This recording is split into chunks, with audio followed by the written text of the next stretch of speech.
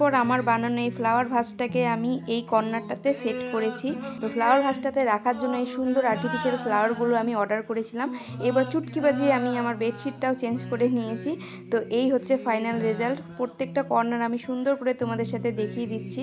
তো এই যে দেখো লাভটাকে আমি এখানটায় ঝুলিয়ে দিয়েছি। তো কেমন লাগছে অবশ্যই কমেন্ট করে জানাতে ভুলো না কিন্তু। আমার তো বেশ সুন্দর লাগছে আমার ঘরটাকে।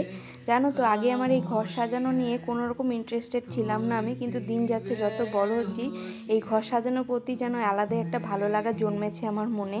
আর এই ঘরটাকে সুন্দর করে সাজানোর পর দেখো কত সুন্দর লাগছে দেখতে। তো এবার চলো লাইট অফ করে আমার ঘরটাকে কেমন দেখতে লাগছে সেটাই তোমাদের সাথে শেয়ার করি। তোমরা কমেন্ট করে জানাতে ভুলো না আমার এই ছোট্ট রুমটাকে সুন্দর করে সাজানোর পর কেমন লাগছে দেখতে।